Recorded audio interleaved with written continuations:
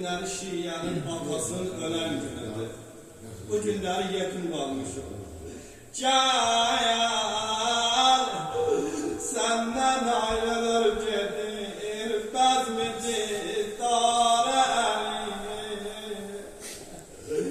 ey Zehra'nın meşalesi, çok tökme göz yaşı, derdi hicrana sabrına, atma yomma başı. Gel,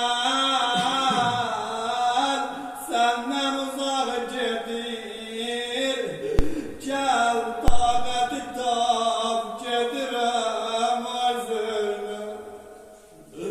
Senden kızım ayrılıram, Zehra'ya qalaq gedirəm arzını. İndi dənə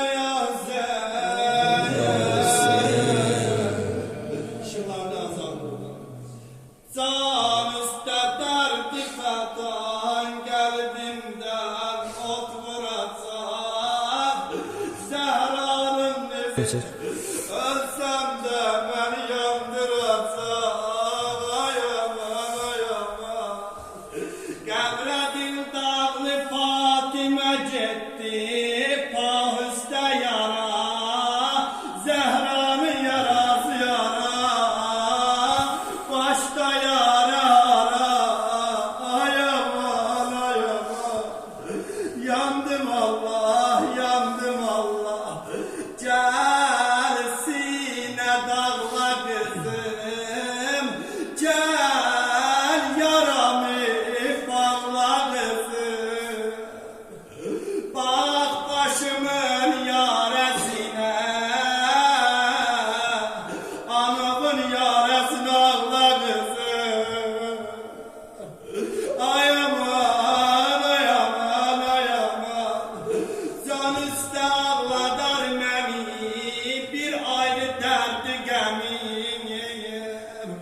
Əlini sözünə bax, qəmli qəlbimi kebab edər, dilbəndi umbul bəli.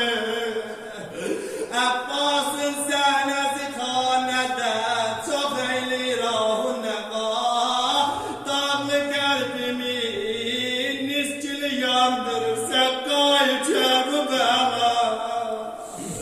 Saraya bəlbət, saraya bəlbət, Əmirəm mominin can verir. Huşdan gedib, birdən gördü Allah, bir ağlamaq səsi gəlir. Dedi Zeynəb, o ağlayan kimdir, o yola yola ağlayan